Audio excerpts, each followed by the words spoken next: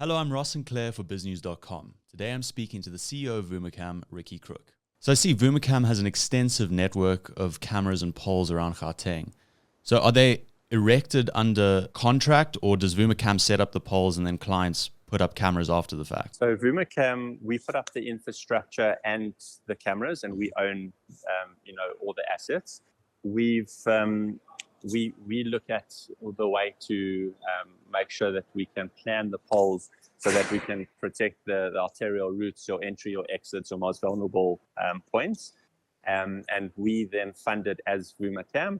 And then we got channel partners as the security companies who then, take feeds from us and then operationalize those feeds and deliver the security solutions into the various neighborhoods. And what is the arrangement that allows for this infrastructure to be set up on municipal land? So we're a licensed ECNS provider. We've also registered with CIRA.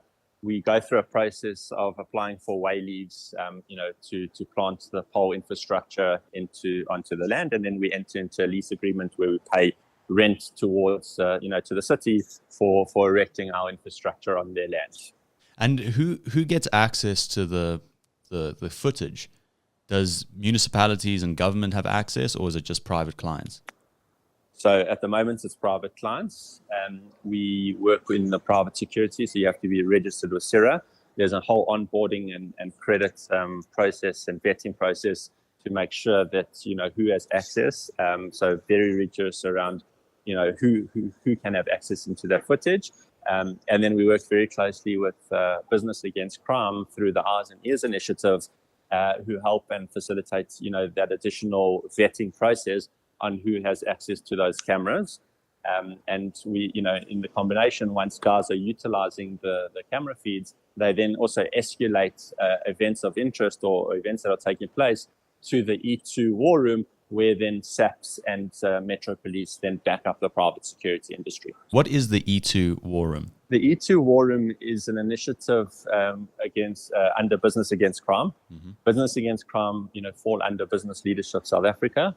And they've signed a national MOU with the South African Police Force. So it's effectively the starting and a formalized process to bring the public police to private sector to work hand in hand through this organized initiative. Vumacams have license plate recognition, and I saw the network picks up over 6,700 license plates a minute. How much has this helped with tracking auto theft? So we've seen huge successes. We, scan the license plates. Only a license plate that is, that once it scans the license plate, it then queries it against the vehicle of interest list. So we've done integration into Zonke Unicode, which is the police's database. Mm-hmm. And we can tell you if a car that's passing one of those cameras is stolen or been involved in a crime, and only then does it flag in the security company's control room. So we're not, spying or looking after, people that are innocent or people moving around. We're only interested in those vehicle of interest that are flagged against the database, and then goes to the security company. And we see, successes on a daily basis. So probably multiple successes, up to 4 to 5, successes, meaning detained and then calling out police to effect arrest on a daily basis. So countries like China and the UK are increasing facial recognition in their CCTV footage. Is the Vumacam network capable of facial recognition? So no, we haven't. We don't do facial recognition. We've got wide-angled, cameras. So the setup of the camera infrastructure doesn't allow us, to do the facial recognition. And we think just because of Poppy and the infringement of in the public space, is a violation. So we've steered quite far away from facial recognition. We do see applications with facial recognition, in private space. So in a shopping center or into a bank or one of these places, and we're getting more and more requests, and it's something that we're investigating, but definitely something that we're not doing in the public space. Do these cameras act as a deterrent to crime, or do they just help after the fact? Yeah, so both.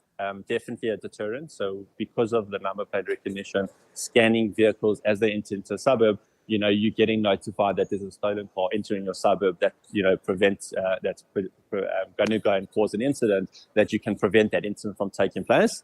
And obviously, it's always difficult to quantify the effectiveness of this, because those incidents don't take place, so you don't know how many incidents would have taken place. So what we do look at is, what was crime levels like in a specific area 12 months prior to the camera installations, and then 12 months, post the installations. And we've seen up to 70, to 75% reduction in crime in areas that have, put up these camera networks. And then on the same note of crime, is the infrastructure ever stolen? So, obviously the cameras are being monitored. They do have artificial intelligence and behavior analytics. Mm-hmm. So they learn what's normal in that environment. And if someone's walking up to it with a ladder or with a saw or whatever the case is, it flags, into a control room, and the local security company responds, as well as we put, different sensors and tamper-proofs and different mechanisms to protect the infrastructure. So fortunately, we haven't had many incidents. But it's something that's obviously top of mind, and something that we proactively keep on preventing. What is the actual infrastructure to get the footage from the cameras to control rooms and a database? So we take all the camera footage through a secure fiber connection back into a tier 3 data center, where we store the footage and we host it. And, so we do end-to-end, connectivity, making sure that there's no leakage of the footage. No one else can have access to it. We constantly run, our ethical hackers and penetration testing in this to make sure that, there's no, that the footage is secure.